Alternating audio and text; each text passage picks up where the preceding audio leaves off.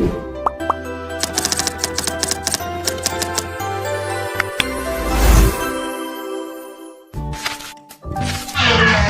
araw sa inyong lahat. Ako naman si Donedan L. Nando. At ako po si Roland James Arcogian. At ako naman si Mariel Bana. At ang pag-usapan natin ngayon ay ang kontemporaryong isyu, polusyon mula sa basura. Polusyon? Basura? Ano ba yan? Oo, ano nga ba ang polusyon ng basura? Ito ay ang pagdami ng basura sa ating kapaligiran katulad ng plastik at iba pa. Dahil dito, nagiging marumi ang ating tubig, lupa, hangin at ilog. Nakakatakot itong isyu pero saan naman ito nanggagaling? Nagagaling ito sa ating bahay, eskwelahan, palengke, at pabrika.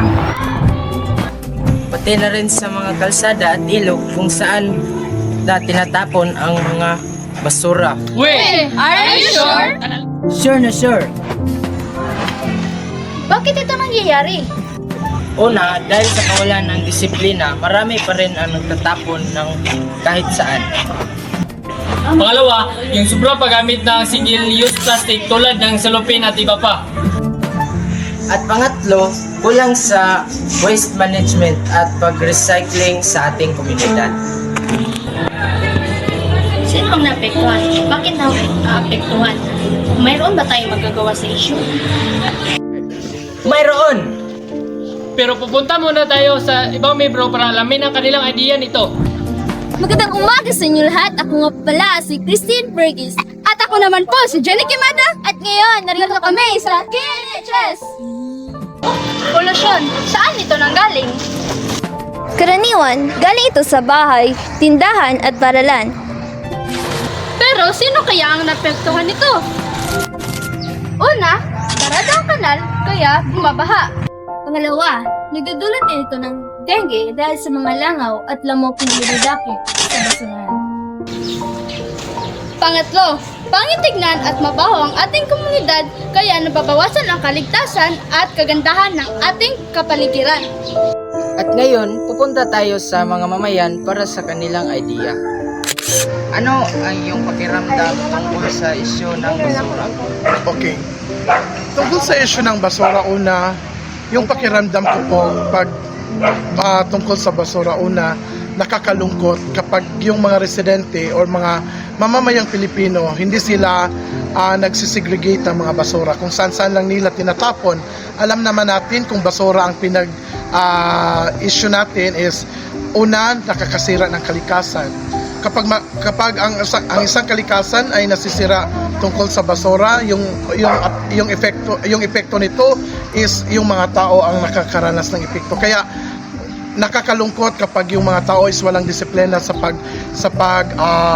hindi nagsisegregate yung basura, at saka anong tawag doon, yung mga basura hindi nila nilalagay sa tamang lagayan, kaya nakakalungkot talaga kapag basura yung issue.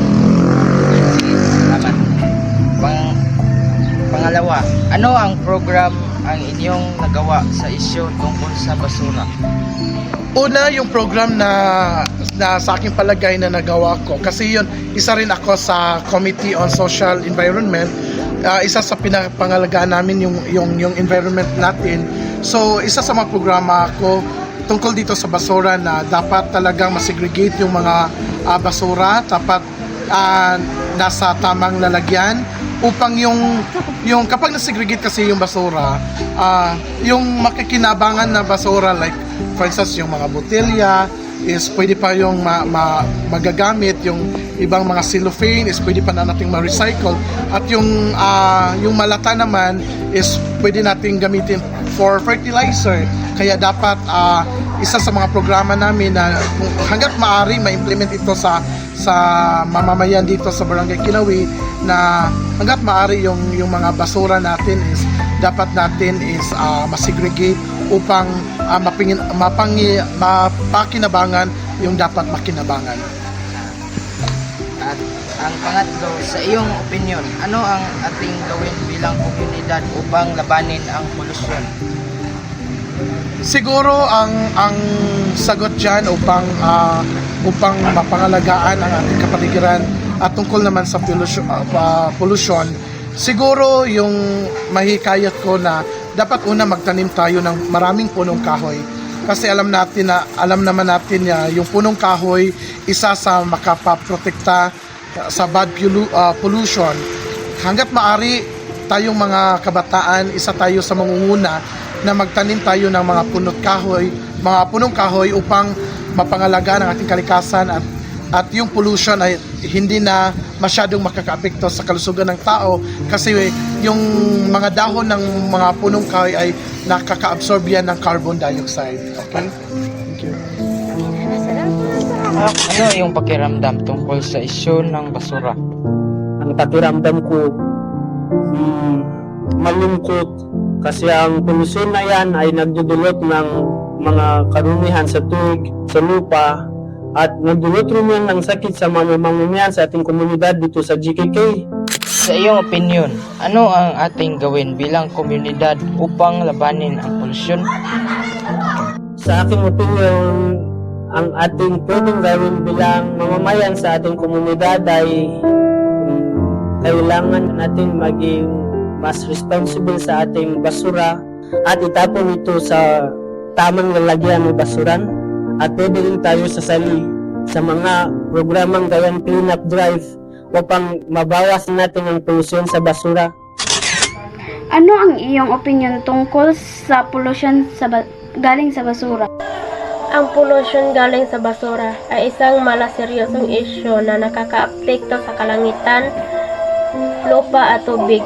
Kapag hindi natatapon ng maayos ang basura, nagiging sanhi ito ng pagbara sa mga daluyan ng tubig, paglaganap ng mga sakit at pagkasira ng mga ecosystem sa Pilipinas.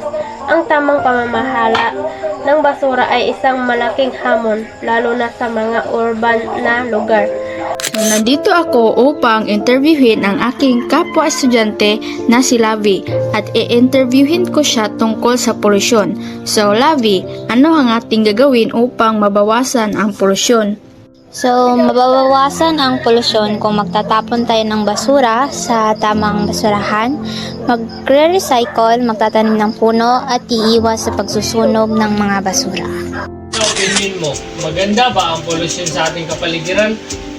Hindi maganda ang pollution sa kapaligiran dahil nakakasama ito sa kalusugan ng tao tulad ng ubo, asma at sakit sa baga, pati na rin sa kalikasan kung saan namamatay ang mga isda at halaman, nasisira ang lupa at nagkakaroon ng acid rain.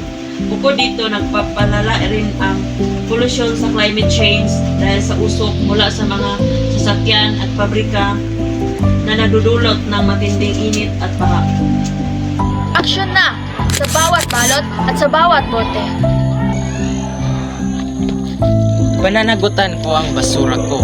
Hindi ko ito itatapon kahit saan-saan lang. Tumigil sa pagtapon at magsimulang magwalis para sa malinis na kinabukasan.